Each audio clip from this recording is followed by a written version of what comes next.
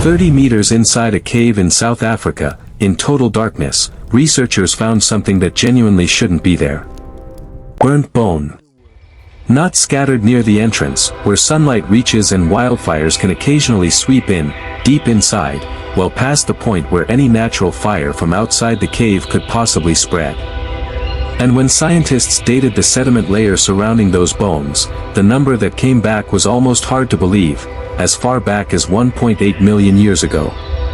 To put that in context, modern humans, Homo sapiens, wouldn't exist for another 1.5 million years. Whoever, or whatever, was carrying fire into the deepest chambers of this cave predates our own species by an almost unimaginable stretch of time.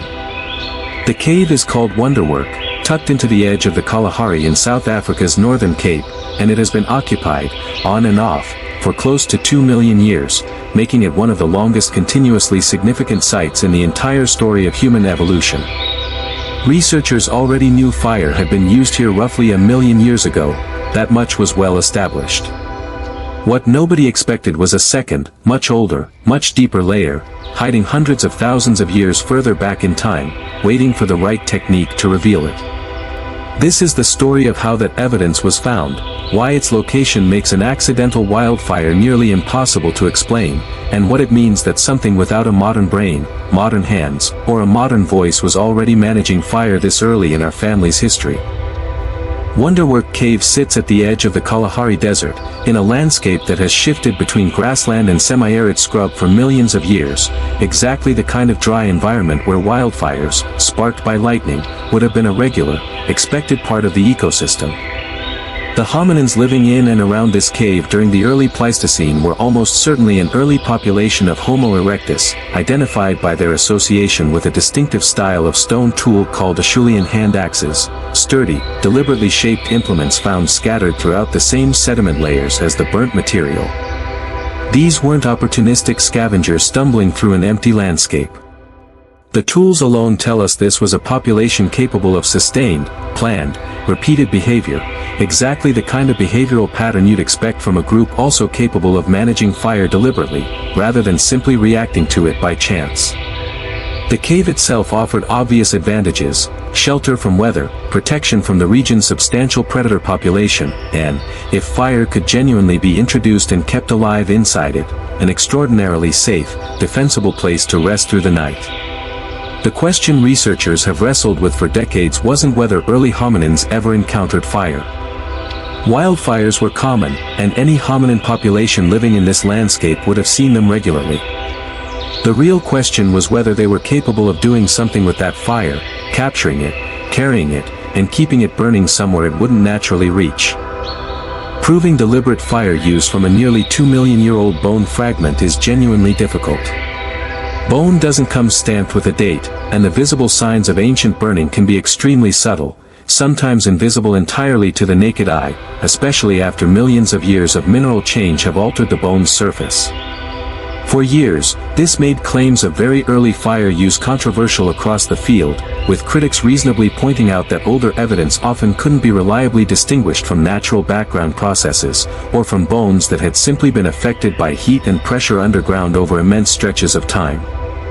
The research team working on this new discovery, led by scientists including Michael Chazan at the University of Toronto and Liora Kolska Horwitz at the Hebrew University of Jerusalem, needed a way to detect burning with far more precision than visual inspection alone could offer. Their solution borrowed a technique from an unexpected field entirely: forensic science.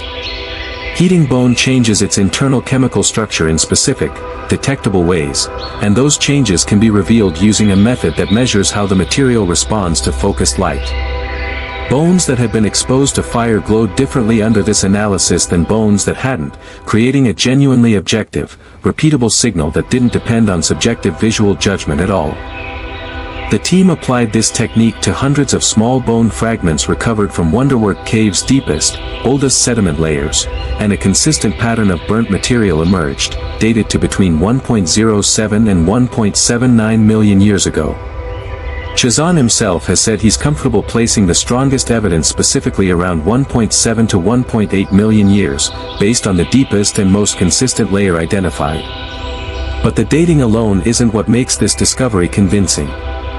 It's the location.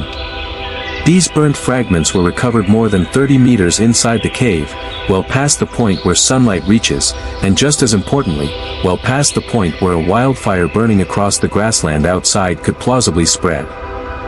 Fire doesn't travel through solid rock.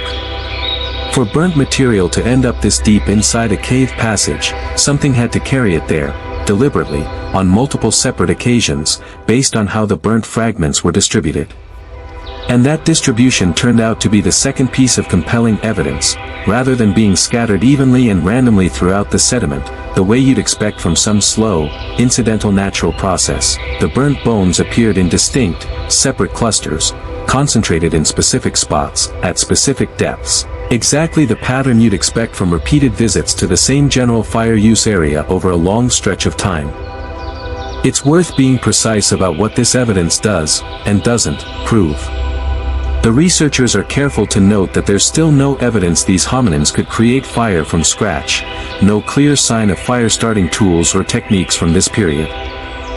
What the evidence does strongly support is that they were capable of capturing fire from a natural source, most likely a lightning-sparked wildfire on the surrounding grassland, and then transporting and maintaining it well inside the cave, keeping it alive for some period of time before it eventually went out.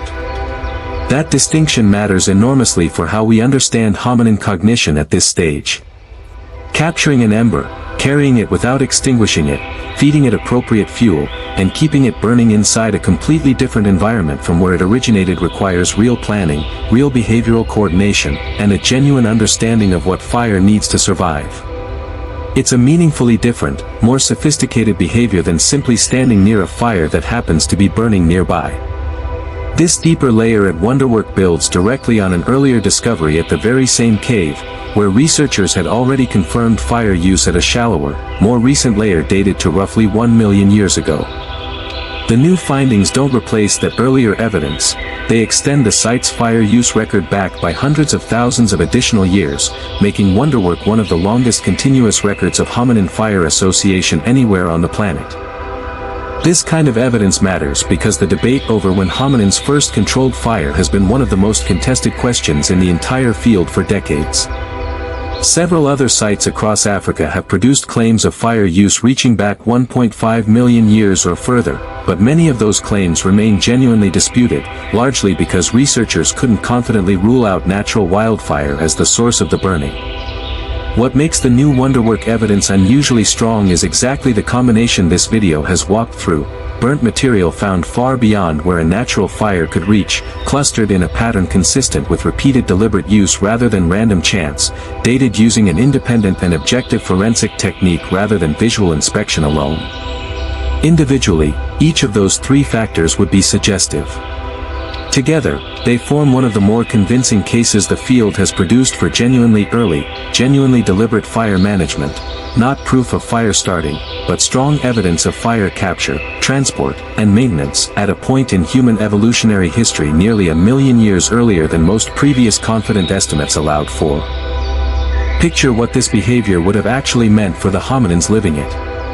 Early Pleistocene South Africa wasn't an empty, peaceful landscape. It was shared with saber-toothed cats, giant hyenas, and a range of other formidable predators, all of which would have posed a genuine, constant threat to a relatively small-bodied, slowly producing hominin population without claws, without great speed, and without particularly imposing size. A reliably maintained fire at the mouth of a shelter, or deep within a defensible cave passage, would have functioned as a serious deterrent. Most large predators instinctively avoid open flame, giving a hominin group genuine, meaningful protection through the most vulnerable hours of the day, the hours after dark. Beyond safety, fire would have extended usable daylight hours for toolmaking, food processing, and social activity, and provided warmth during colder nights and seasons. None of these advantages required a large, modern-style brain to access. They simply required the specific behavioral capability this evidence points to: recognizing a useful natural resource, capturing it, and successfully keeping it alive somewhere it wouldn't naturally exist on its own. One reasonable objection researchers had to carefully rule out involves exactly what kind of bones were being examined, and how they might have ended up deep inside the cave in the first place. Small rodent bones, in particular, can accumulate in caves through entirely natural, non-hominin processes, carried in by owls that roost near cave entrances and bring prey back to consume, for example. So the research had to distinguish between bones that arrived naturally and simply happened to be near a natural mineral heat source, versus bones that showed genuine, unambiguous signs of direct fire exposure in locations consistent with hominin activity. The presence of stone tools in the very same layers strengthens this case considerably. Acheulean hand axes don't get carried into a cave by owls. Their consistent presence alongside the burnt material, clustered at the same depths, in the same specific zones, builds a coherent picture that's far harder to explain through natural processes alone than a scattering of isolated burnt bones would be on its own. There's also something worth noting about fire maintenance itself as a behavior, beyond simply capturing an initial ember. Keeping a fire alive for any meaningful length of time requires ongoing attention, appropriate fuel gathered and added at the right intervals, protection from wind or moisture, and very likely, techniques for banking a fire under ash overnight to preserve embers for the following day, a practice still used by fire-dependent cultures well into recorded history. None of this evidence proves these specific behavioral details for certain at Wonderwerk this far back, but the underlying capability the burnt bone clusters demonstrate, sustained fire presence across what appears to be repeated visits over a genuinely long span of time, is difficult to explain without assuming at least some version of ongoing fire management was already part of this population's behavioral repertoire, nearly 1.8 million years ago. Step back far enough, and this discovery reframes a piece of one of humanity's oldest stories. Cultures across the world have told myths about fire being a gift, stolen or granted from some greater power, Prometheus defying the Greek gods, tricksters pulling flame from volcanoes in stories told across the Pacific Northwest and beyond. The real story, as far as the evidence from Wonderwerk Cave can currently tell it, looks considerably less dramatic, and in its own way, far more remarkable. No gift. No theft. Just a small-brained, small-bodied hominin population, nearly 2 million years before recorded history, noticing that a wildfire left behind something useful, and figuring out, through trial and repetition, how to carry a piece of it somewhere dark, safe, and entirely its own. That's not mythology. That's one of the earliest confirmed examples of deliberate environmental engineering in the entire hominin fossil record, sitting quietly in a South African cave for nearly 2 million years, waiting for a forensic light source to finally reveal it. Which detail from this story surprised you the most? That the burnt bone was found 30 meters past where any wildfire could naturally reach, that this evidence predates modern humans by roughly 1.5 million years, or that the technique used to find it was borrowed straight from forensic science? Drop your answer below, and tell me where in the world you're watching this from. Subscribe for the next deep dive into the discoveries still buried in the dark.